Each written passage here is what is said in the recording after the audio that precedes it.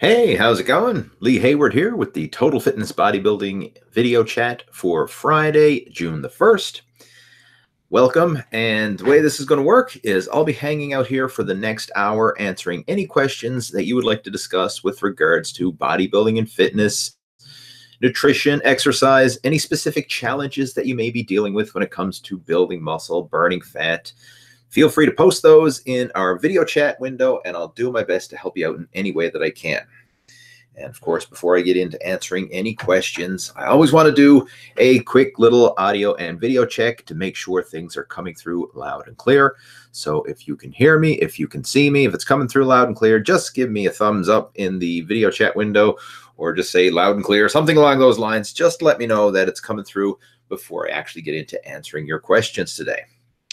And of course, the way this usually works is the people who post their questions first are the ones who usually get their questions answered. That's just the way it is. So I'm going to get a couple things just set up and from my end while you're typing in your questions, and then we'll get underway. Okay.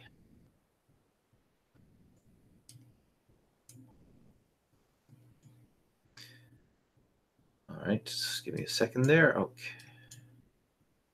Trying to organize my screens here. I'd like to divide my screen so I can see what's going on. Okay, there we go. That's better. All right, let's see. Coming through. Let's unclear. Okay, good stuff. Let's just jump right into it. Here we go. All right, close that out. All right, we have Ahmad joining us. This is Lee, you're a beast. Well, thank you much. Do appreciate that. Okay, we have Woodullows joining us from Scotland, saying it's loud and clear. John Doe back again, saying looks good here. Looks and sounds good in Oregon. Thank you much. Sean's joining us, saying it sounds good from Australia. Have a wide variety of people joining us, which is always nice. Just a second now, I'm just playing with my computer screen here. I want to get it all just organized just right. Okay, there we go. Josh is joining us, and he's got a question. He says, Lee, do you have any tips for getting over self-consciousness in the gym? Feeling like I don't belong or I'll be made fun of because I'm not as strong as others. That is actually a very good question, and something we don't hear a lot of. And I think it's not necessarily because people are not dealing with it, but they're probably too self-conscious to even acknowledge it. And, you know, everybody can relate to this, I think, at some level, because we're our own worst critic. Even people who you look up to and think who are in phenomenal shape, chances are they're probably deep down self-conscious of themselves. You know, they're in their mind, they're not good enough. Even like competitive bodybuilders and competitive powerlifters and that they're doubting themselves and thinking, you know, am I good enough? Every time, like they go to a competition and they're doubting themselves, wondering if they're good enough. So, I mean, you go to the gym, same thing. Are you good enough? Should you even be there? Do you belong? And that is an issue that I think a lot of people are going to have to deal with. But one thing you kind of have to realize is nobody pays as much attention to you as you probably think they do. You know, I mean, you're thinking about yourself, and most people in there are thinking about themselves. They're not really thinking about other people. I mean, yeah, they may look and gawk and you know, see who's around in the gym, and some of them may even, you know, subconsciously or consciously make comparisons, saying, well, I'm stronger than that guy, or I'm not as strong as this guy, and so on and so forth. But ultimately, nobody really gives a darn about you in the gym. They're in there just worried about their own self. So my advice was literally forget about it. I know that's the sound and the simple answer to it all, but literally just kind of as best you can to ignore it and just worry about your workout and doing your own thing and kind of like the heck with everybody else. And a lot of times you'll see guys, you know, go into the gym and they'll put on their headphones. Sometimes they'll put on put up their hoodie and just go in and work out. And they kind of like totally put the blinders on and ignore everybody else around them. And I'm totally cool with that. I mean, I can understand where they're coming from, because they just want to do their thing, you know, treat the gym as their own personal me time. And that's what you should do as well. So as far as some tips, first off, if you are feeling a bit uncomfortable about it, try and go when the gym is not as busy. This is a lot easier to deal with. So you might want to go, sometimes the best times to go to the gym for it not being as busy, if you can go in the morning, not really early morning, but like, say like maybe 9, 10 o'clock, that range. If you could go to the gym around then, it's usually kind of died off, because the before work rush crowd is come and gone by then. So mid-morning, mid-afternoon, those are usually the slow times. After work, you usually get another little spike in traffic. And then in the evenings is another slow time. So depending on, you know, the way the gym is structured, the hours and everything else, if you can get in there when it's less busy, that may make you feel more comfortable and allow you to go in there and just build up your comfort level by doing it. And then after you're comfortable to a degree, it really doesn't matter if you go in there when it's busy or not. I mean, obviously, it's more frustrating to go to the gym when it's busy, because you might have to wait on machines and things like that. But that's my one tip that I think would be a practical tip, would be to try and get to the gym when it's not as busy, and just realize that people are not thinking about you as much as you think they're thinking about you. They're in there worried about their own selves, and they really couldn't care less about whoever else is there. All right, we've got Marco's joining us, and Costco chondritis remedies. I don't even know what that word is, so you've got me stumped. Congratulations, Marco. You have me stumped on that one. So rather than wasting time on this, I would have to go and Google search it myself, because I don't even know what that particular word means. If anybody else is watching this video chat and you know anything about this particular topic, what Marco is mentioning, please feel free to chime in and help this man out. But I'm going to move on, because I don't even know that word, know what it means. We got AG 1185 from Tennessee. Thank you for joining us. We have Mr. Danny Mac 24. How much natural sugar and added sugar should you have a day? Are the two combined in one total for the day? That's another good question. When it comes to sugar, as far as body fat and macronutrient count and all that kind of stuff, it really doesn't matter if it's a natural sugar or if it's processed sugar. Now, from a general health perspective, I would recommend keeping your sugar intake to natural sources as often as possible. And in fact, I would recommend, if possible, to avoid processed sugar entirely. So don't go adding sugar to your food. Don't go adding, sweeteners and things like that. Try and stick to natural sources of sugar in terms of the sugar that you find, like in fruit and berries, and some of your natural foods, things like that. You can get your sugar that way, but try and avoid it from processed sources as much as possible. And as far as how much should you consume, that's really going to depend on the type of diet you're consuming. So, I mean, if you're in a high-calorie bulking diet, then you can obviously consume more sugar because you want to bump up your overall caloric intake. If you're in a fat loss cutting diet, then you'll want to consume less sugar. So, again, as far as the actual numbers, I mean, I'm just going to give you some general guidelines, and that's basically avoid processed sugar as much as possible, except for the occasional cheat meal or something like that, or a treat that you're going to have occasionally, but try and minimize it. And some of the sources of sugar that you might not think of, a lot of supplements may contain sugar. So you want to watch out for that, especially like sports drinks and things like that, or energy drinks. Be careful of that, because a lot of these contain a lot of sugar. So you might want to be cautious and selective over those. I would recommend sauces and seasonings, things like ketchups and barbecue sauce and all kinds of condiments that you use to flavor your food. A lot of those are very high in sugar, so you want to be careful with those. As far as some low sugar alternatives that you might want to look into, things like salsa is a great alternative. It's very low in sugar. Soy sauce, mustard, These are some good sauces that you can add to your food to add flavor without much sugar. Dry spices, like, powdered spices. Like, there's one that I like to use, like a garlic and herb spice, or sometimes I use like hot peppers and stuff like that, like chili peppers and stuff to flavor my food, which adds a nice flavor. And of course, very low in sugar. But again, you want to just keep an eye on it and read the labels. Read the labels of the foods that you're consuming and try and keep it as low as possible while still enjoying yourself. I mean, if you do want to have a little tiny bit of barbecue sauce on your steak every now and then or something like that, I mean, it's not going to make or break it, but try and keep it to a reasonable minimum while still enjoying your food at the same time. Okay, let's move on. We have Johan from Sweden. We have Carter joining us. He says, "Hello, Lee. I love to channel." Second, guys, my screen just jumped on me. I lost my spot. Then there we are.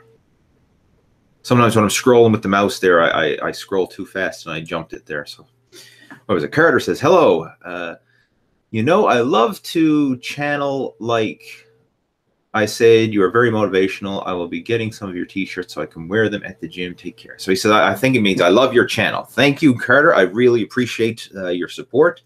And if you'd like to get some t-shirts, we have a link to them. There might be a link on the main YouTube channel. I think there is. If not, you can just head on over to leehayward.com, and there in the side menu bar is a link to where you can get the Total Fitness Bodybuilding t-shirts. And again, I would appreciate it and appreciate your support. Thanks for tuning in. We have Dave joining us, and he's asking, how is it going? Well, Dave, it's going good today. It's sunny. And the sunshine just makes you feel good. And we've had a very dreary week in terms of weather. It's from the last 4 days, it's been cold and pouring down rain like crazy. And it's finally, after 4 days, we finally got a little bit of sunshine. So I'm feeling top of the world now, because after this video chat, I'm going to go out with my son and my wife, and we're going to go for a bicycle ride and enjoy that fine weather up there. And for those of you who may be friends with me on Facebook or follow the Total Fitness Bodybuilding Facebook page, you'll see I posted some pictures a while back. And this summer, or it's not summer yet, but this spring, what we did is we went out and we got this little bicycle seat, and it goes on the front of my mountain bike, and it's a little seat for my son Harvey. So it's called a Kangaroo Wee Rider. So he literally sits there in front of me while we're going for a ride, and he absolutely loves it. So we go out there and ride along some of the trails and stuff and have a blast. Now, of course, it's not a very high intensity bike ride when you got a 20-month-old baby on the bike with you, but it's a lot of fun. And I would consider that a low intensity cardio workout, because obviously we have to go at a more reasonable pace when he's on board. But it is a lot of fun for everybody, and that's what we're going to do after this video chat. So thanks for asking how I'm doing, Dave, and I'm doing great. Looking forward to that.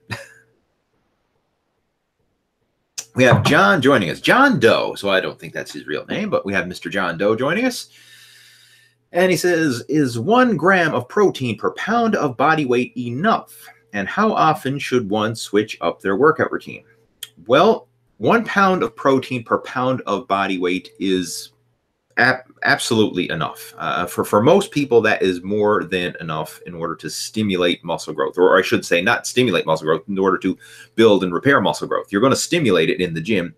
The diet is what's going to provide the raw materials for recovery and growth, but you're going to get enough through 1 gram of protein per pound of body weight. Some people even like to go less than that, like 1 gram of protein per pound of lean body weight as a general guideline. And the way that I like to look at it is figure out what you think you need for your overall daily caloric intake and try and consume about 1/3 of your calories from protein. What I recommend for most people, especially if you're just starting out with nutrition, to follow a well-balanced diet of 1/3 protein, 1/3 carbohydrate, and 1/3 fat. I find that that's a really good, well-balanced ratio for most people. And basically everybody that I've ever recommended this to has made progress with that kind of ratio. And then you can adjust your caloric intake up or down based on your individual goals, whether that be gaining muscular body weight, losing body fat, or whatever. When you get into manipulating the different macros, for a lot of people, it's not as effective And what I mean by that is sometimes if you go really low carb, you'll find that your energy levels suffer, that you kind of feel irritable and maybe not have as much energy. Sometimes if you go really low fat, it's sometimes hard to get satiated from your meals, because fat is very important in giving you that satiation and feeling satisfied. I mean, if you just eat protein and carbs and very low fat, again, you don't feel the same. But I find with that well-balanced approach of 1/3 protein, 1/3 carbs, 1/3 fat, that works well for most people. Now, of course, there are going to be some exceptions. Some people are going to function well on like a low carb keto diet, or some people are going to function well on like a high carb vegan diet or something like that. But for the most part, 80% of us are going to function best on a well-balanced diet. So a well-balanced diet, in my opinion, would be approximately 1 gram of protein per pound of body weight. All right, we have Kat's joining us, saying, hey, Lee. Imran joining us. It's Imran from the UK. Can you give me some tips on how to lose belly fat? Anything that I can do or drink that can help? Best things that I would recommend if somebody wants to lose belly fat, well, we say belly fat, but I mean, you're losing fat all over. So it's not necessarily just from your belly, even though that's probably the most stubborn area for guys. Some simple things that you can do right off the bat is, one, I would recommend increasing your cardiovascular expenditure. So, I mean, things like daily cardio. It sounds simple, but it works.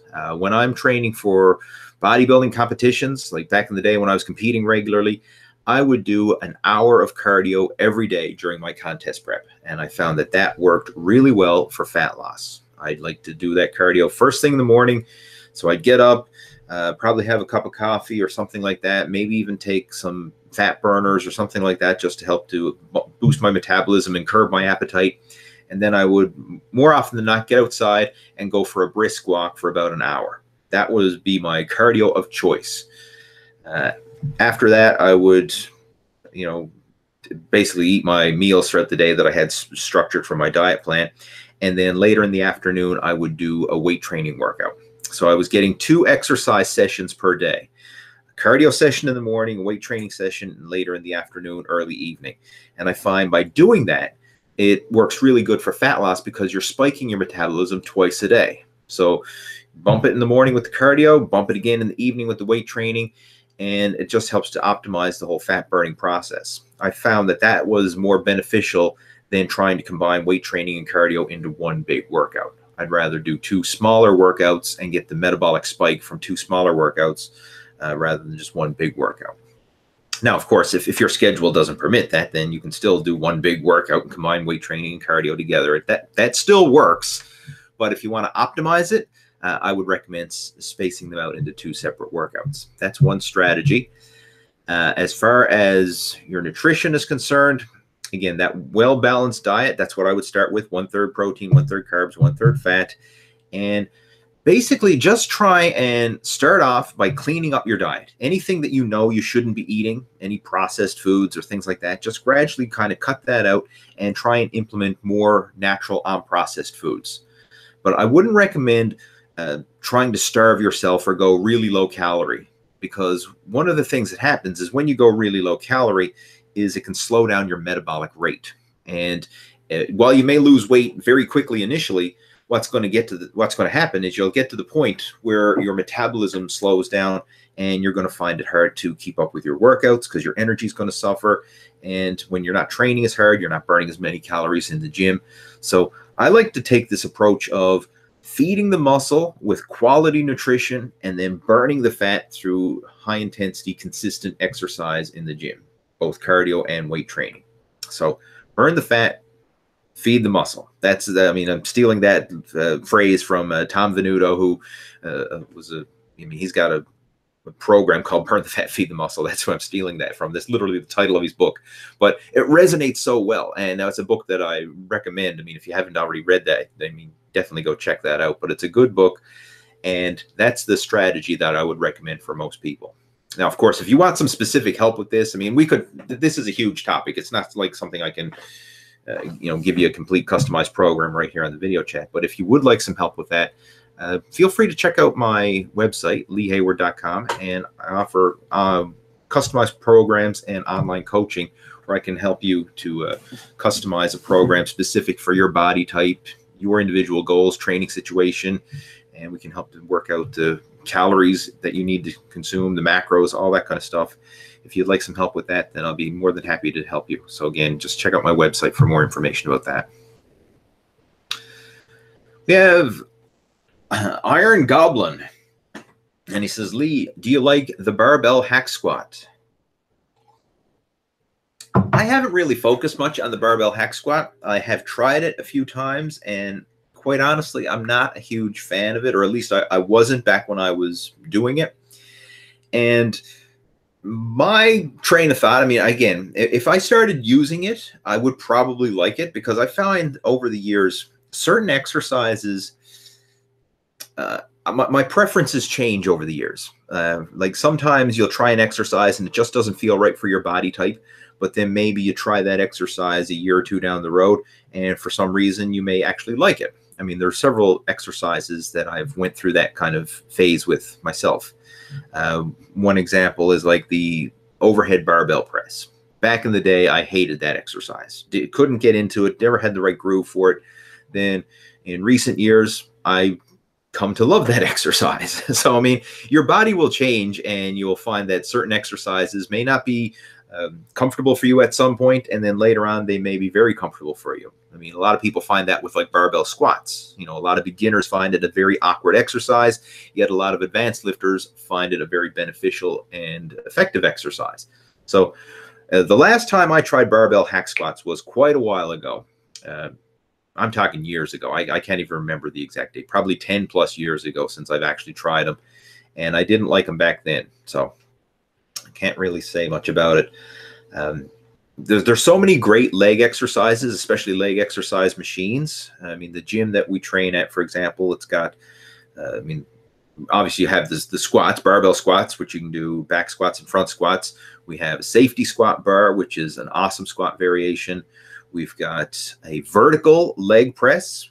You know, if these are the vertical leg press where you put the plates on top and you're literally lying with your back on the floor almost and pressing your legs straight up in the air. That's a killer exercise.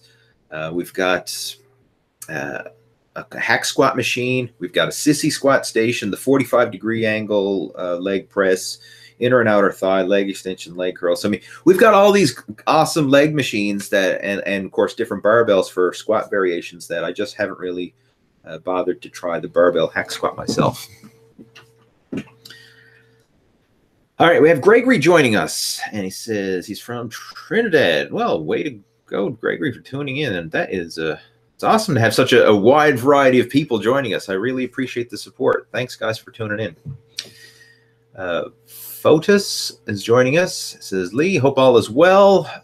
Would you recommend blast your bench for overhead pressing? You could probably try it.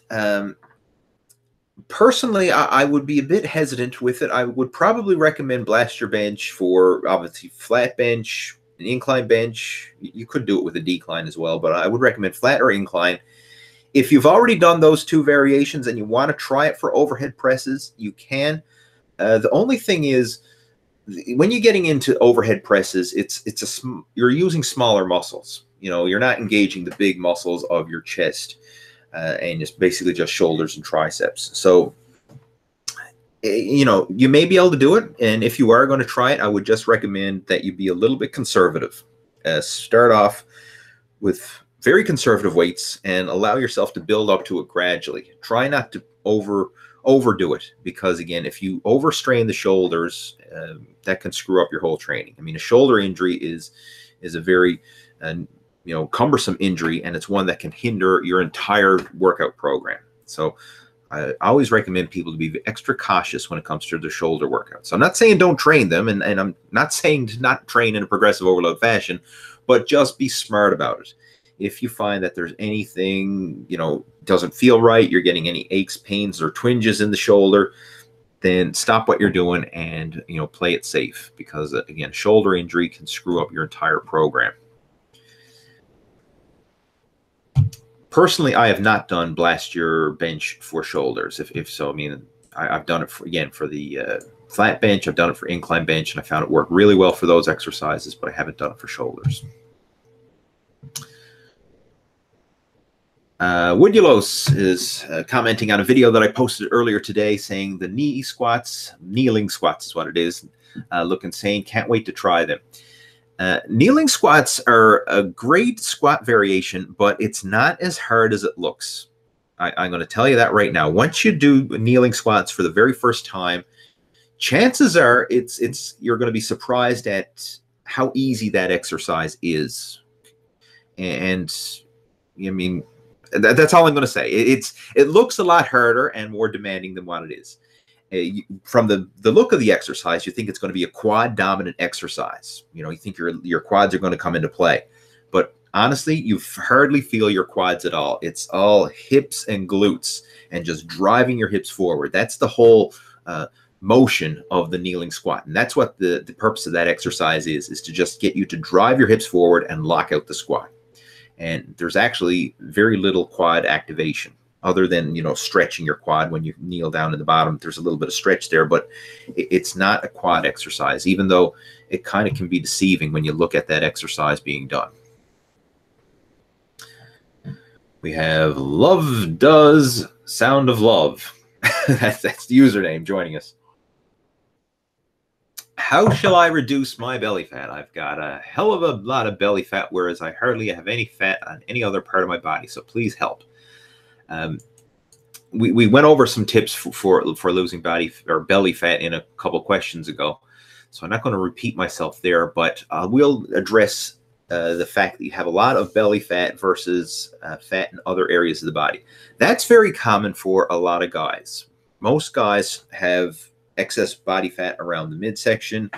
Most women tend to store excess body fat around the hips and thighs, and a lot of it just has to do with hormonal issues. I mean, that's just where your body tends to store it.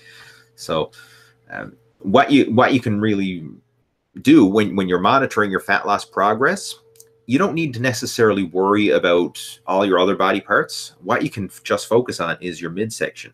So like a little tip is, when you're tracking your progress, one of the key measurements that you want to go by is your waist circumference, like your waist around your belly button. That would be probably a big one. Also, you could take skin fold measurements with a body fat caliper around your midsection, probably like at the hip or around the belly button area. And what I would recommend is take those measurements on a regular basis, say like every week or two, and just focus on making small improvements there. Because if you're getting leaner in your belly, then you're going to be getting leaner all over. And when I was competing in bodybuilding, that's what I would do. I wouldn't get too hung up on trying to track all my measurements, because I knew that if my midsection came in, then everywhere else was going to come in as well, because midsection tends to be the stubborn area. So I would just focus, you know, on a couple key things. One was the waist circumference, and I would also focus on the skin fold measurements of my midsection, right around the hip as well as around the belly button area. And I would write those numbers down. And as long as I was seeing progress in those numbers, you know, either like every couple of weeks, I want to see some form of progress, either a 1/4 of an inch less on the waist, a millimeter less on the skin fold measurement, or something like that. As long as I was moving in the right direction that way, I knew I was on the right track.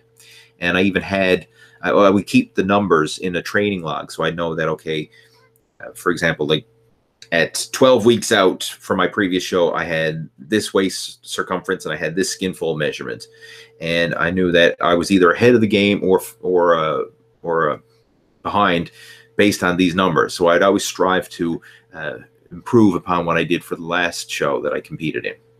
So, I mean, obviously, if you're first time losing belly fat, then this isn't going to be applicable, but you can still use that as your benchmark for monitoring your progress.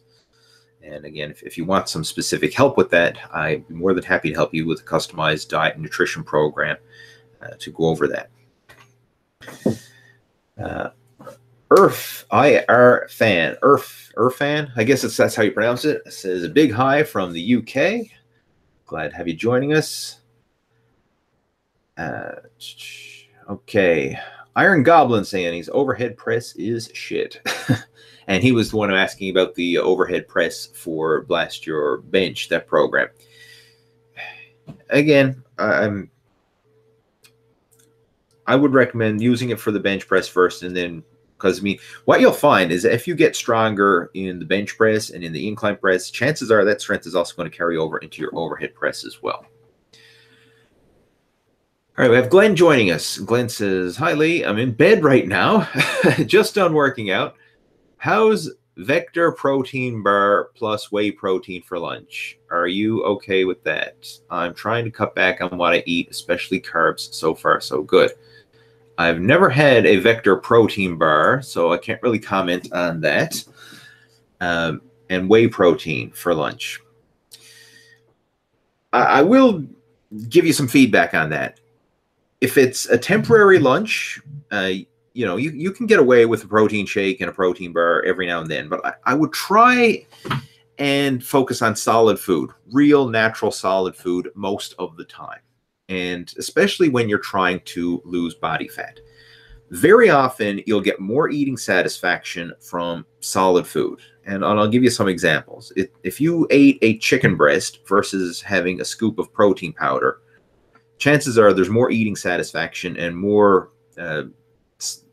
you know, you get more substance from the chicken breast than you do the protein shake, right? You drink the protein shake, boom, it's gone. Chicken breast, you have to chew it.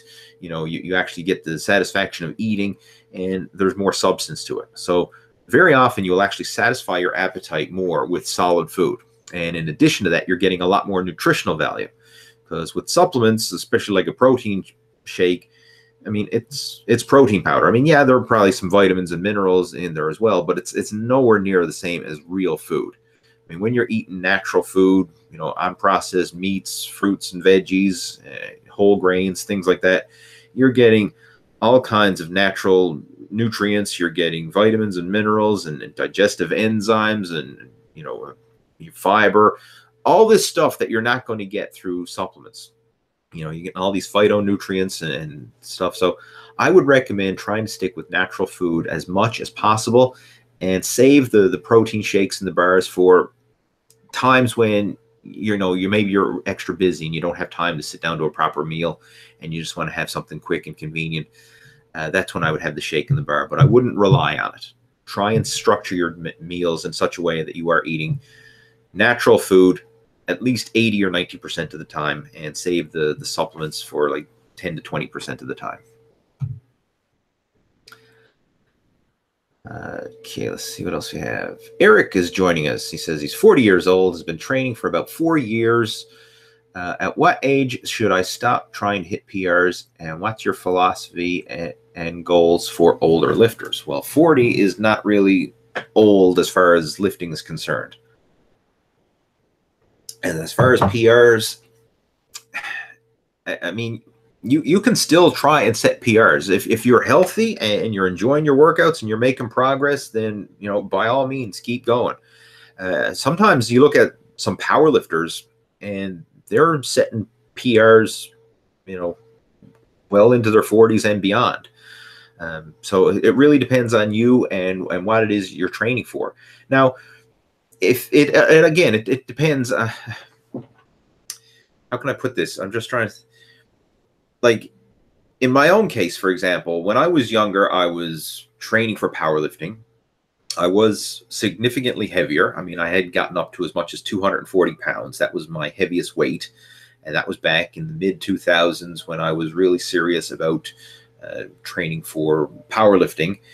And I was at my strongest back then. I mean, as far as, you know, bench, squat, and deadlift, that was when I was at my peak in terms of strength. I don't want to go back to that weight. I mean, it wasn't comfortable. It wasn't healthy being that heavy.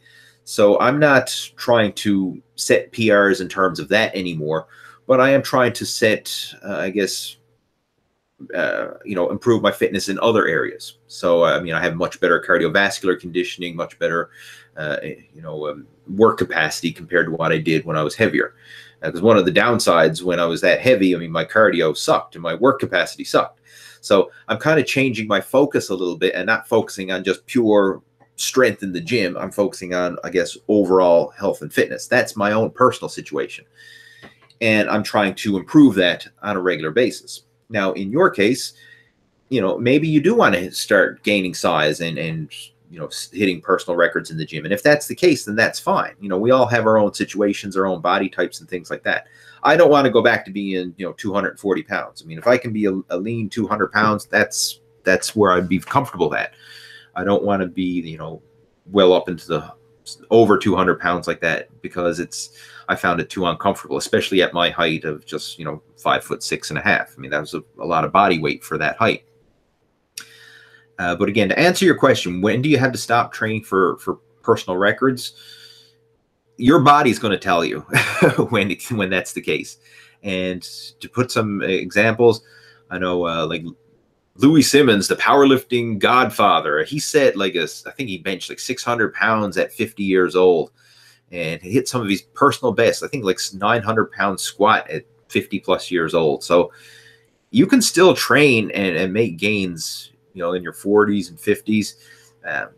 And once you're getting up to that age, though, I mean, it's probably starting to come to the point of no return, right? I mean, like, you're not going to get bigger and stronger forever, but I'd say 50s, you can probably still push it. Once you're getting over 50, then you might want to be a bit more conservative with it.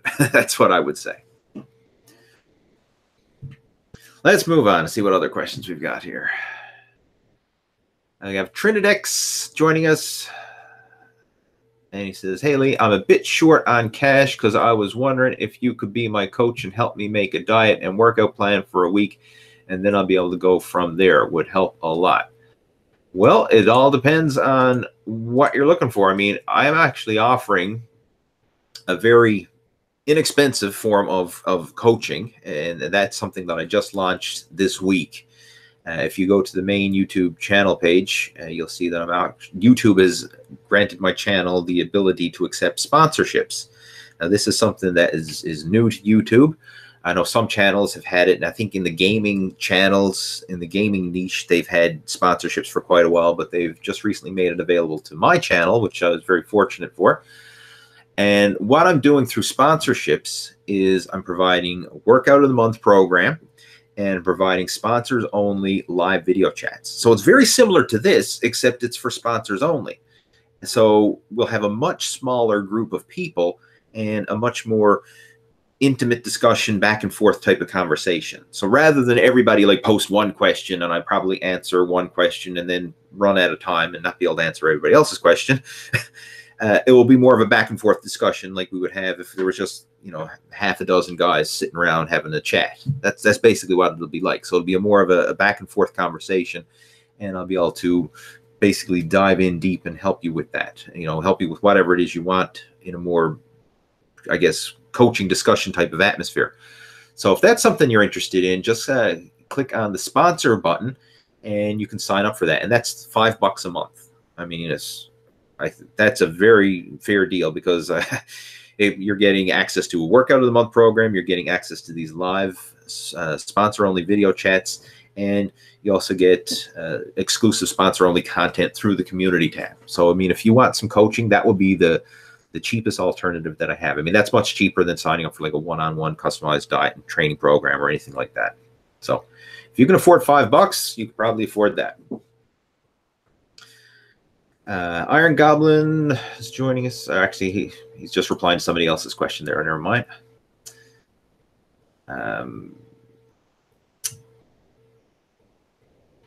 Okay, let's see some questions. Swires86, do you think it matters whether you do pulling before pressing or the other way around in a full body routine? It really doesn't matter, but what would be the ideal scenario is to cycle the order of your workouts. So cycle the order of your exercises, that is. So if you're always starting with pressing exercises, try changing up, starting with the pulling exercises. And then you can even change up and start with other exercises. Like typically in a full body workout, we have 3 basic movement patterns. We have pressing, we have pulling, and we have legs. And I like to put legs in a different category because it's not always pressing and pulling with the legs. You have different movement patterns. So if you want, you can start with, again, press, pull, legs, one workout. You could do pull, press, legs the next. You could do legs, pull, press the following workout. I mean, change it up. I know back in the day when I was doing I was focusing on the 3 power lifts, the bench, squat, and deadlift. Those were the 3 lifts that I would focus on. And I did that 3 lifts 3 times a week. And that's all I did. And I made really good gains for training phase doing that. And I would alternate each order. So one workout, I would start with the bench press, say squat and deadlift. Next workout, I start with squat, bench, deadlift. Next workout, I do deadlift, bench, squat, and just keep alternating the order each time I go through it.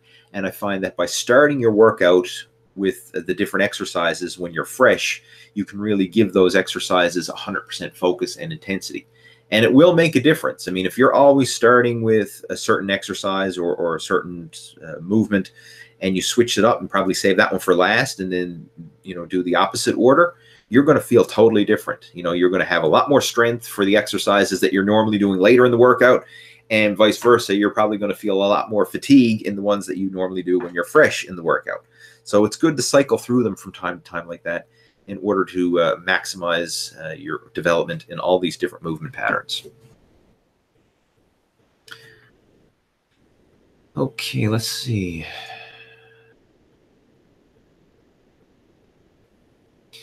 Has anyone tried, this is from IR fan saying, has anyone tried keto, ADF, Waterfast? I'm down 15 kilos on it as early as 50s, tried most diets.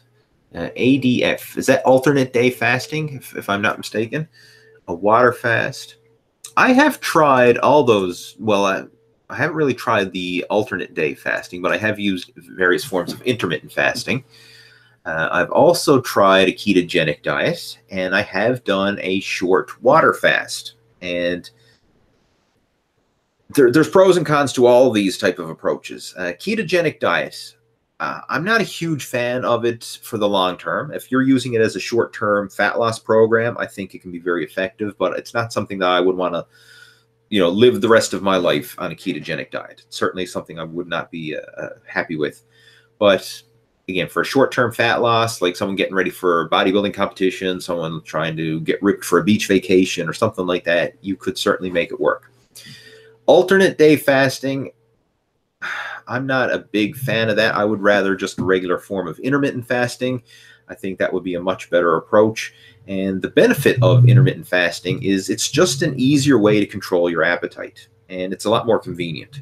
Rather than trying to lug around multiple, you know, small meals per day and eating every 2 to 3 hours, you can basically group your meals together in a few bigger meals, and it's a lot more convenient.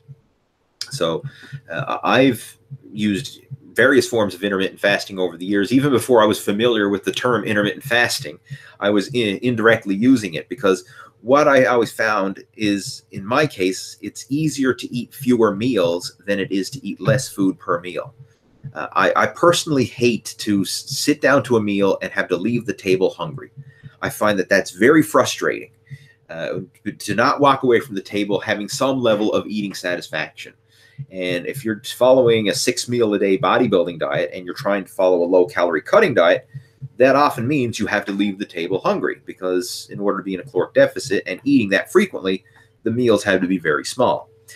Whereas if you're eating fewer, bigger meals, you can have more eating satisfaction. And I find that it's easier to stick with and just a lot more enjoyable. So, for example, an easy way to cut back on your calories, you know, skip breakfast and start eating at lunch. Try that for a while. And then if you want, you can even push back lunch a bit and maybe have like 2 to 3 larger meals rather than, say, 5 or 6 smaller meals. And I find that that's an easier way to control calories. So that's why I recommend intermittent fasting in some situations as a great way to control your caloric intake. And it's so much more convenient as well. So that's another plus. Water fasting. I have tried a water fast. The longest I did it, I did a 4-day water fast. And I actually did that back in the winter of this year. So it was a personal experiment, just kind of like a detox to want to just try it and see how it works. And surprisingly, it's not as hard as you would think. You know, I went 4 days without any food, just drinking water. and 0-calorie beverages. So I would have like black coffee or black tea, water, and that was it. And I just did it as kind of like a personal experiment / detox, and it was good for that, but I wouldn't look into it as a permanent weight loss solution.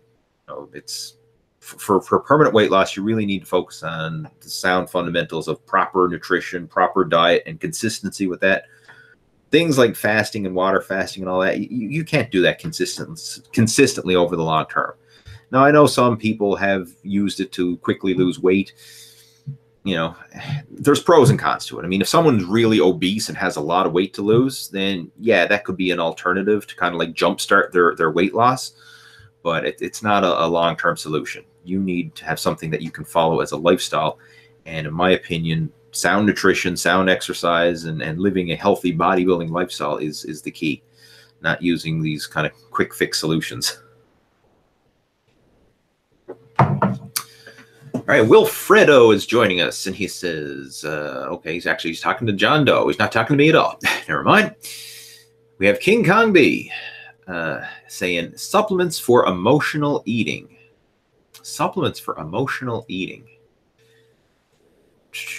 And he says, great channel, by the way. All right. I'm not really sure what you mean by that. I mean, I know emotional eating is kind of like you're eating when you're not physically hungry. You're eating because you're bored, or you want to kind of, a lot of people use food as a distraction. Like some people like to drink as a distraction. Some people like to smoke or do drugs as a distraction or to get some variety. Some people like to use food as a drug, and they consume food when they really don't want it or need it.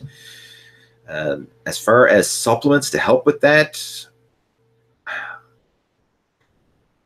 one thing that I would probably look into is you could get some blood work done, because if you are emotional eating, there may be some underlying nutritional deficiencies that could be triggering the whole emotional eating disorder type thing. So you might want to look into just getting some blood work done and getting all your levels checked, because if you have some deficiencies, like some common ones are like B vitamin deficiencies, magnesium deficiency, zinc deficiency, those are some common ones. I know a lot of people are not getting enough omega-3s. A lot of people are not getting enough vitamin D. So I mean, all these kind of things, if you correct some of these nutritional deficiencies, if you do indeed have them, that can indirectly help with making you feel better, function better, and ultimately may help to minimize emotional eating, or at least make it easier to keep it under control. So as far as supplementation would be concerned, you might want to look into book an appointment with your doctor and getting your blood work checked, and specifically ask your doctor to check all these different vitamin levels and mineral levels in your body, because sometimes your doctor is only going to check for certain key markers. They're going to check for your cholesterol, and they're going to check for whatever type of things. They might check your blood sugar and stuff like that, but they're not going to check everything. But if you specifically tell the doctor, hey, I want a full nutritional profile to know if I'm deficient in any nutrients, can you do some blood work to test for that? Then they can schedule it. So that's something that you might want to look into. And then you can, obviously, once you get your blood work back, you can look into correcting any nutritional deficiencies that you may have in terms of, vitamin and minerals and stuff like that. We have Robert Turner joining us. We have another Robert M. from Miami joining us. And he says, Lee, what's your opinion on whey protein versus protein blends? Well, a lot of times you will get a protein blend within whey protein. For example, there's three main types of whey protein. You have whey protein isolate, whey protein concentrate, and then you have a blend of both isolate and concentrate. The difference between those is isolate is more filtered. Basically, all the fat and lactose is removed, and you're left with the isolated protein. A concentrate is just a concentration of whey protein, but there's still fat and lactose in the powder. And a blend is a combination of both. To give you some numbers, isolate is about 90% protein, concentrate is about 70% protein, and a blend is about 80%, because again, it's half and half of each.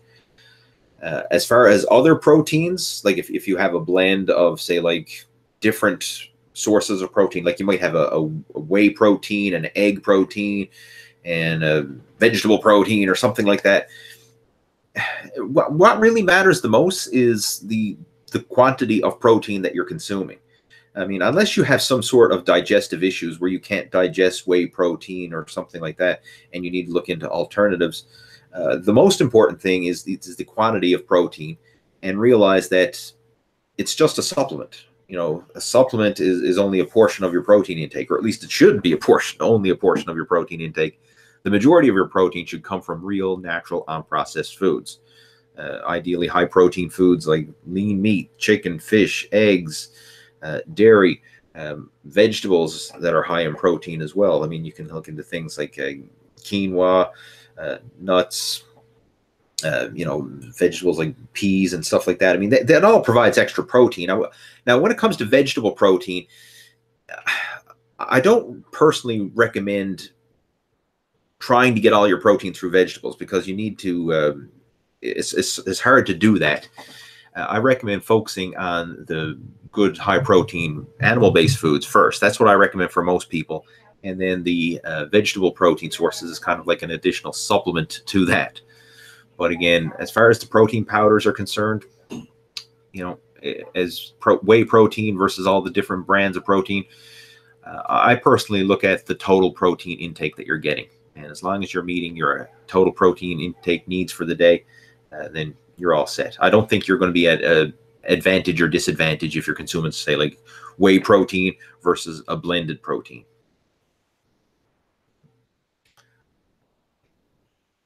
Swires86 is joining us, and he says, do you only drink water before and during a workout nowadays? If yes, how much approximately?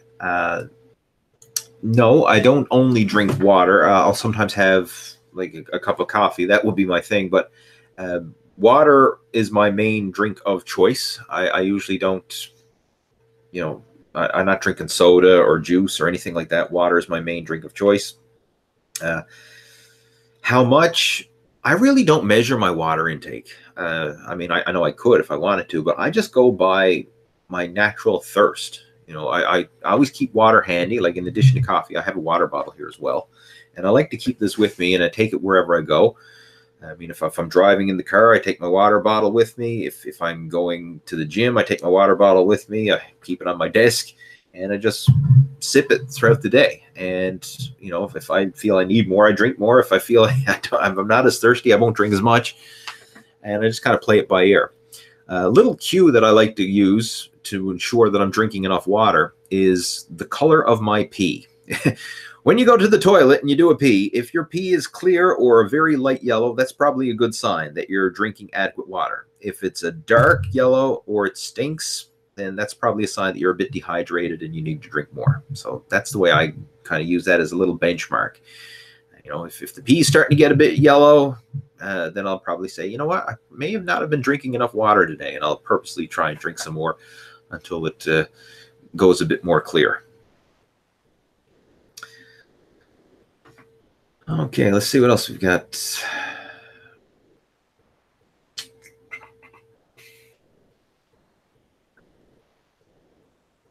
Okay, well, Scott is joining us, and he says, due to my schedule, I'm stuck at Planet Fitness for the next 6 months. How would you make the best for building muscle if this is the only option? Love the videos, Lee. All right, I've never worked out at Planet Fitness, but I've heard the stories. All right, I've seen the YouTube videos of people making fun of it, and I've heard the stories, things like, what is it? A judgment-free zone. Yet they judge every damn bodybuilder who walks through the door. So talk about an oxymoron, right? A judgment-free zone. But if you come in there and you're planning on being a serious lifter and pushing yourself hard, they will judge you out the door. So, yeah. Bottom line, I mean, you could still get a good workout in a place like Planet Fitness. I mean, you don't need to do deadlifts in order to make progress. I mean, yeah, I love deadlifts. I think it's a great exercise. But if for some reason, i.e. you're at Planet Fitness and you can't do a deadlift, then you could make do with other exercises. You know, you can do various rowing exercises, machine rows and pull downs and whatever, and still train the muscle without the specific exercise. What I would focus on, obviously, is something along the lines of a bodybuilding split routine, more higher volume, higher repetitions, and obviously there'll be less power moves because you can't do power moves in terms of like a lot of the free weight exercises, the deadlifts, and things of that nature. So you can still make do. I mean, make do with whatever you have, and just focus on a high volume bodybuilding style workouts. That's what I would do. And then once you're finished this 6-month stint at Planet Fitness, see if you can't get to a more lifter oriented gym.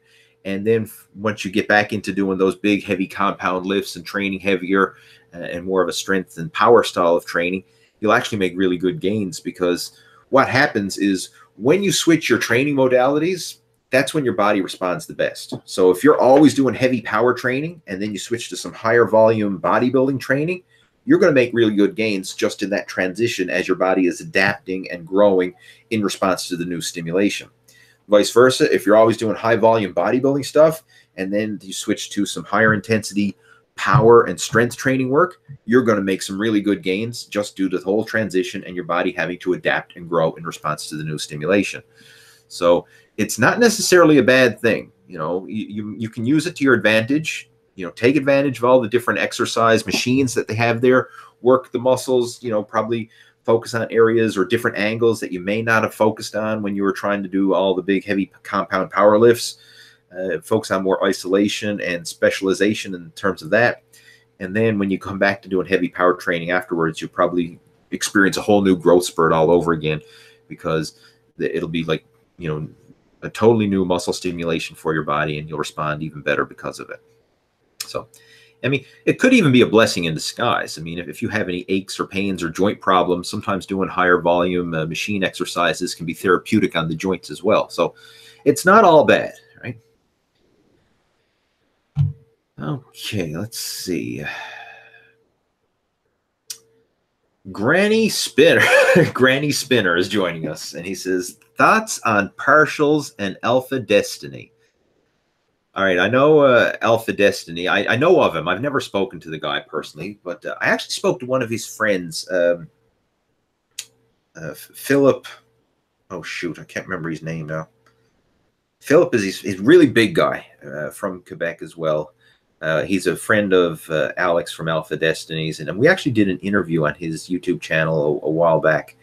Really nice chap, and I had a good conversation with him. But I've never spoken to Alex from AlphaDestiny before.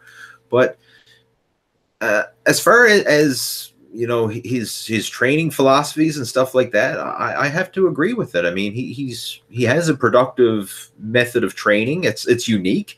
I like his whole attitude, or his whole philosophy of training to look good in clothes. And quite honestly, I've kind of taken some of that to heart and started incorporating other exercises into my routines, like doing more neck training and things that I kind of was neglecting before.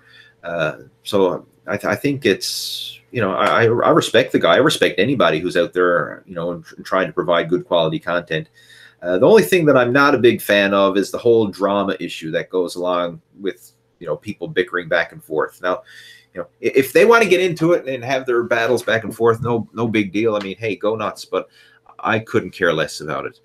Now, from a YouTube point of view, I understand it, because you can get a hell of a lot of views from getting into the whole fitness industry drama and bickering back and forth between channels. I mean, you can really drive a lot of traffic and views, especially with the trolls and the haters and everything else coming to your comments, and some people bashing your video, and then your fans are trying to back you up and all this. I mean, I can understand it from the YouTube point of view, but that's not me. I really have no I couldn't care less about getting into the whole drama of it. I just like to focus on stuff like this, chatting with real people and helping you with bodybuilding and fitness. As far as the drama and bickering about channels and who's doing what and who's saying what, I really couldn't care less.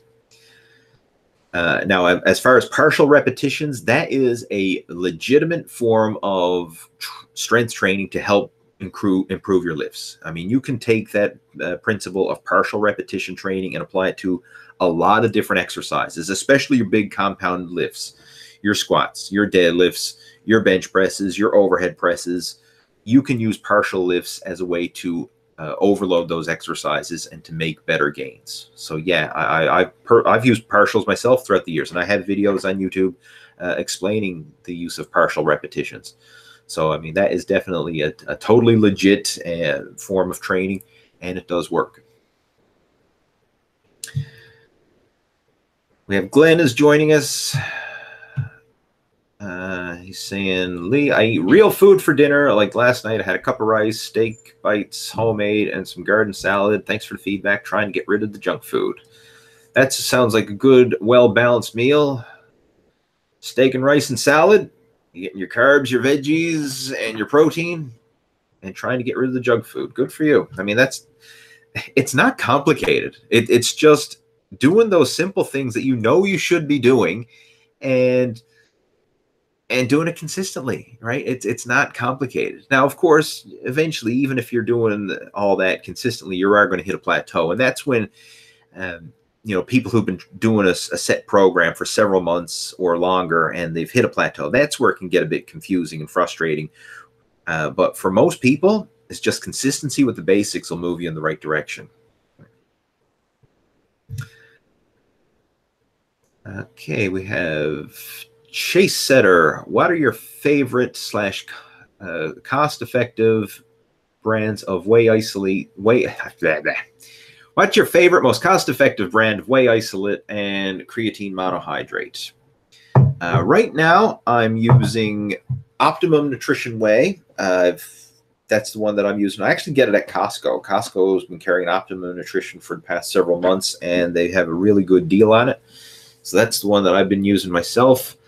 And as far as creatine, what you want to get is just the big containers of creatine monohydrate, and try and get like a micronized creatine or a CreaPure creatine. And as far as the brands are concerned, it really doesn't matter, but look for those. Look for micronized or CreaPure. And the reason for that is it's just a high quality, finely ground creatine. Try and avoid some of the cheaper grades of creatine, like things like you can get Chinese creatine, and nothing against China or nothing, but it's sometimes the quality of the products are not the best. And I found that with Chinese creatine is that yes, it's cheap, but the stuff is not as finely ground, and it doesn't dissolve in water very good. Like it kind of just sits in the bottom of the glass, and you can see the particles there. They're just not breaking down and dissolving. So CreaPure is usually a German creatine. That's the highest grade of creatine, and it's not that expensive. I mean, if you're buying pure creatine monohydrate, you can still get a big 1,000-gram jug of it for like $30 or thereabouts. So creatine is not for the amount of creatine that you use and how long it's going to last. I mean, cost should not be an issue for anybody using creatine. Protein, on the other hand, that can be a bit more expensive. And the one that I'm using currently is Optimum Nutrition Whey Protein. But I'll try around. I mean, if you go to the supplement store and there's a particular brand of protein on sale, I'm not hesitant in trying something else. Even a while back, I went to Walmart and picked up a container of 6-star protein because I ran out and I needed something quick. So I went and got that. And I actually used it in a video. I made high protein oatmeal with 6-star protein, and people were making fun of me for using that in a video. But honestly, it's not as bad as people make it out to be. I mean, when it comes to protein, most companies are buying the raw materials from the same companies, and then they're just getting it manufactured and labeled as their own product. So, I mean, very often the protein that you're getting from company A is probably the exact same protein you're getting from company B, just a different label on it and maybe some other flavors and additives to it. But as far as the actual raw material, the raw material in terms of the whey protein itself, a lot of times it's the same stuff. I mean, there's only so many manufacturers actually producing the raw materials, and then all the individual supplement companies are buying that up and packaging it and adding their own flavors and additives and sticking their label on it, making it their own. But more often than not, it's the same stuff, or at least is just as effective as the next guys. Right? It's like if we were looking at other foods and let's say like Farmer John's chicken eggs are just as good as Farmer Bill's chicken eggs. They all come from chickens, right? So same with whey protein. I mean, most likely supplement company A's whey protein is just as good as supplement company B. It's all whey protein. So the main thing is to find one that you enjoy the taste of, that's easily available for you, and then of course meets your budget. So let's see what else we've got. Heath Barros joining us, saying thanks, Lee, for the good information and daily motivation. Well, thanks, Heath, for joining us, and I do appreciate your support. Shoot, I lost my place again. Just give me a second, guys. Again, I'm scrolling through it, and this little mouse wheel, when I scroll through here, it sometimes jumps, and I lost my place. So I know I had Heath's question there last. Where is... shoot, where am I to? I could start from the bottom and work my way back up.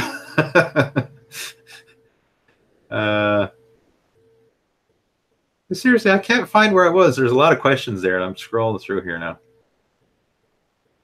Jesus. All right, there we go. Okay. Roger says, high five, Lee. Give me a kiss. Well, I'll give you high fives.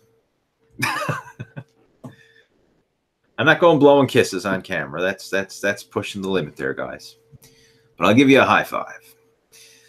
Swires86 says, would you recommend a complete lockout on dips and chin-ups?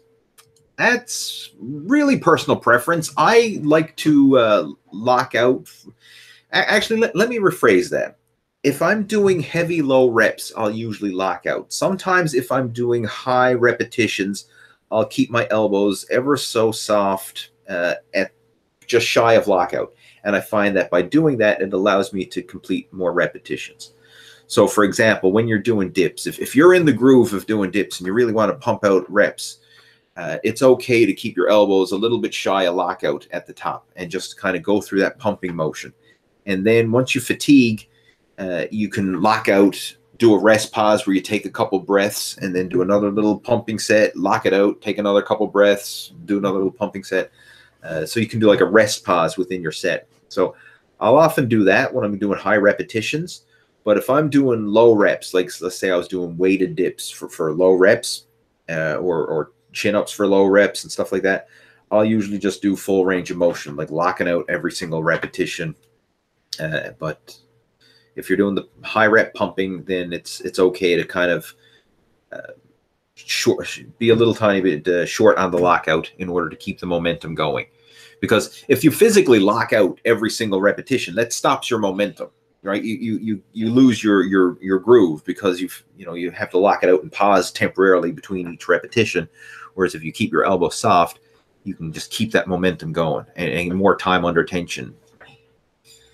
So it depends on the situation, and there's pros and cons to both approaches. You can argue that locking out every rep is better, and you can also argue that keeping your elbows soft between each rep is better. But bottom line, just do it. Do whatever do what feels the best for you. I mean, you can make progress regardless of if you're locking out or you're not.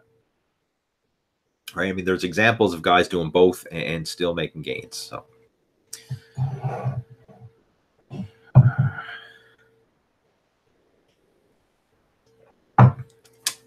Do you have any experience with fascia trigger point issues, and would you agree that it's often an overlooked source of pain? I have had some issues with it. I'm not what I would consider a specialist in this area, but I have talked to some people who are, and trigger points in the body does have a big impact on like acupressure and stuff like that. Can make a difference in the way that your body triggers pain and releases it. And I'll give you an example.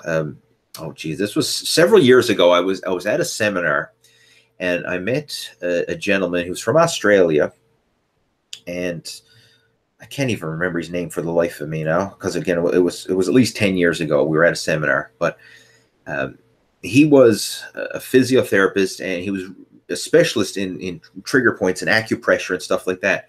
And anyway, we were chatting during the seminar, and I mentioned that I had some tennis elbow, and he said, well, here, I can help relieve that for you. And we did some crazy exercises. He told me to hold my arm in a certain way, and then he started massaging different parts of like my neck and my shoulders, and just weird parts of my body. Nothing that didn't even have anything to do with the elbow. And he just started massaging these different parts. And like after about 3 or 4 minutes of working these pressure points, I could literally feel the pressure in my elbow easing up. Now, later that day, it started to come back again, and he was saying, well, yeah, because we'll need to keep working on you. But if he had to like literally kept working on those pressure points over and over again, he could actually relieve the tension in the elbow that I was dealing with without actually doing anything to the elbow at all. So yes, I am a believer in this type of stuff, and it is often an overlooked source of pain and aggravation, but you need to know what the heck you're doing in order to really make this effective. And unfortunately, that's not my area of expertise. But if you know of somebody, or you have like specialists in your area who are into acupressure or acupuncture or things like that, yeah, I mean, you can definitely look into these as alternative methods of working around injuries and aches and pains. Other things that can also help too is like a deep tissue massage, stuff like that. I mean, I know it can get expensive receiving these type of treatments, but they are effective. There's a reason why a lot of top level athletes are regularly seeing specialists and getting massage work and deep tissue work and things like that, because it does definitely, it is beneficial. All right, we have XXK for real SXX. Again, I don't know how to pronounce your username, but that's who you are. And he says, Lee, I've been lifting for 10 years, gained 80 pounds this year after going on a SSRI meds. SSRI. I'm not exactly sure what SSRI means. I might have to Google that. Anyway, his question is, I want to lose like 3 to 4 pounds a week. Is it okay to do that safely until maybe 210, 220 pounds and then slow it down? Yes. All right. I'm not familiar with the medication you're taking, but let's just talk about the actual question you had regarding your weight loss. You want to lose 3 to 4 pounds a week. You've gained 80 pounds this past year. The way it works with weight loss is when you start a diet, very often you will lose the most weight when you start. So in the first few weeks of dieting, you may lose 3 to 4 pounds a week, maybe more. Who knows? It really depends on the individual, how much weight you got to lose and all of that kind of stuff. But you will lose weight quickly initially. And then as you get into the diet, the weight loss is going to gradually start to slow down. So first week, or sorry, the first month, you might lose 15 pounds or more the first month. Second month, you might lose 10 to 12 pounds. The following month, you might lose 8 to 10 pounds. And then the next month after that, it might be like 6 to 8 pounds. And then once you get into that range, you might be able to like settle in and keep that weight loss going for several months. That's just the way it is. And the reason for that is because when you first start a weight loss program, a lot of times you're losing a lot of water weight. You're losing intestinal bloat. Your body is just responding really well to the diet because it's totally new to you, and your body's just going to respond by losing a lot of that excess weight that it doesn't need. A lot of times if you're cleaning up your diet, you're also losing weight from toxic buildup. I mean, your fat, not only is it excess calories, but a lot of times we store toxins in our fat. And that's the reason why a lot of people have such trouble losing weight, even though they may not necessarily eat a lot of food. But if they're living like a toxic lifestyle, meaning that they're eating processed foods and not really looking after themselves, that they can have toxic buildup, and their fat is kind of like a buffer where you store a lot of toxins in your body fat. And then if you start cleaning up your diet, eating more natural unprocessed foods, eating a lot of vegetables and trying to clean yourself out, drinking more water, all that kind of stuff, you can start to detox your body. And just the act of detoxing can cause you to lose a lot of weight as well. So Bottom line, the initial weight loss when starting a diet is very rapid. As you continue with the diet, the weight loss is going to gradually taper off and slow down. Now, it doesn't mean you're going to stop losing weight entirely. It just means that the rate of weight loss is going to slow down. So don't let that discourage you. Just, go through the process and let it happen. And if you do lose 3 to 4 pounds a week, so be it. There's nothing wrong with doing that. Keep that up for as long as you can, and your body will naturally slow down its rate of weight loss as you progress with the diet.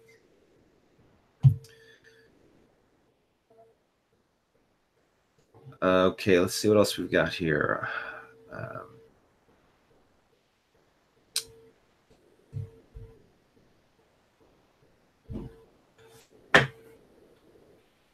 What's the best supplements for muscle retention while cutting weight? I already use protein powder. Not sure if BCAAs are worth it. I'm already lifting heavy in the gym and eating properly. Best supplements for muscle retention while cutting weight. Creatine is definitely a good one. Creatine can help maintain lean muscle. It'll help to maintain your strength and fullness as you're losing body fat. I personally recommend people to use creatine, especially while cutting weight, just for this purpose alone.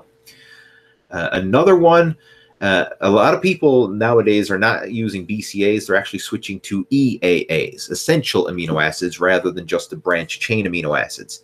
And I think that is a better, smarter alternative, because there's only 3 branch chain amino acids. Now, granted, they're the 3 key ones that are involved with preventing muscle breakdown. But the essential amino acids, all the amino acids that your body can't manufacture on its own, you'd be better off supplementing those, because it also includes the branch chains, but you're getting a lot of other essential amino acids as well. So if you are going to supplement with amino acids, look for an essential amino acid supplement. And if you're going to use that, you can use it while you're weight training. So during high intensity weight training exercise or any other type of high intensity training, you can use the essential amino acids. And what they'll do is they'll help to preserve your lean muscle tissue, keep your body in a more anabolic state while you're training, so that you're not breaking down muscle as much while you're training, and ultimately keep your body in a more anabolic state.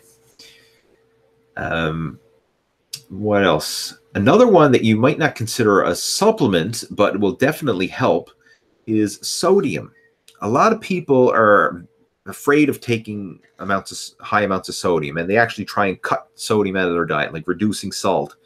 And if you're following a fat loss diet and you're eating less food, ultimately eating less sodium as well, and then you're doing more activity, you're weight training, you're doing cardio, and you're sweating a lot, you're losing a lot of sodium. So you need to replenish the sodium you lose in order to keep your strength, energy, and muscle fullness up. So taking salt, supplementing with salt or sodium. I mean, I personally like to use sea salt, but any type of salt. I mean, if you want to get into the fancy like Himalayan pink salts or whatever, that's fine. But even table salt, just regular old table salt will work as well. But either salting your food, or sometimes even purposely having a little bit of extra salt before you go to the gym will make a huge difference. That'll make you feel stronger. It'll help to increase muscle fullness, and you'll get a better pump and have more energy in the gym if you have adequate sodium in your system. Lack of sodium is often, people think, well, I'm suffering the effects of a low carb diet or a low calorie, and I'm feeling flat, I'm feeling depleted. A lot of times they're just lacking sodium. And if you bump up your sodium intake, you actually feel a lot better and have more strength and energy. So that's another one that I would recommend for people who are trying to maintain strength and energy while cutting body fat.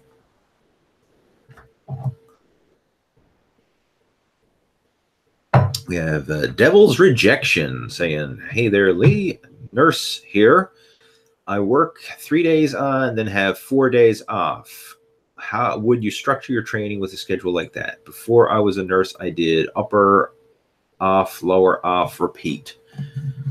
I gotta have another sip of water. I like drinking coffee, but I find that it doesn't hydrate you. I mean, it's actually dehydrating you. Sometimes I drink coffee and then I drink more water to back up the coffee. All right, back to your question here. You're working 3 days on and then 4 days off.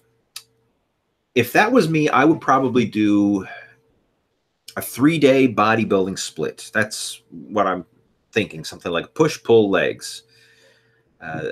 And just do push-pull legs on your 3 on days and then take your off days and then repeat. I mean, it's not the ideal schedule, but it still works. I mean, anything you do consistently is going to work.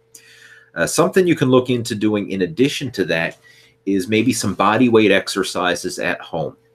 It doesn't have to be anything too elaborate, but, you know, like push-ups, body weight squats, pull-ups. I mean, if you did that a couple times a week in addition to your workouts at the gym, that would really help to fill in the gaps, especially that 4-day gap that you have where you're, you know, you're away from the gym. So that's what I would recommend: a 3-day body part split, push-pull leg split, and then doing some body weight exercises at home in your spare time afterwards. Another option that you could do as well is probably even look into doing some yoga at home. This is something that I do myself when I don't go to the, excuse me, something I do myself when I don't go to the gym. In fact, I actually did a yoga session this morning, and what I do is I put on yoga videos on YouTube, put them on my big screen TV, and I'll go down to my rec room and literally just follow along with the yoga videos on YouTube. And I find that that's a great way to get extra exercise, and it doesn't have to be very long or elaborate. I mean, you can do it like 20 minutes. Boom, follow it, a 20-minute video. Boom, boom. You get a quick little workout, and you don't have to go to the gym or anything like that. You can do it at home in your spare time. So those are some options that you have to kind of fill in the gaps in your workout routine. All right, guys, I'm looking at the time here, and it's getting to the time when I'm going to have to clue it up. I know we have a lot of questions coming through, and I do appreciate everybody for tuning in and submitting your questions. And I do enjoy these video chats with you every Friday afternoon. So what I'm going to do now is I'll clue this one up, and the replay of this will be posted up afterwards, so you can go back and check it over if you want. And if you would like to have more of these type of video chats and have basically more of I guess, a back and forth discussion where we can really dive in deep with your specific challenges that you're dealing with, please consider sponsoring the Total Fitness Bodybuilding YouTube channel, and you can be able to join us for the sponsor-only video chats. I'm going to be starting those up very soon. So if you want to get on board, just click on the sponsor link that will be down below this video, and you can sign up for that and join us for the sponsor-only video chats. You'll get access to the Workout of the Month program and also have exclusive sponsor-only content. So I would appreciate you to consider that, and have yourself a fantastic weekend, and I'll look forward to talking to you next week. Take care. Over and out.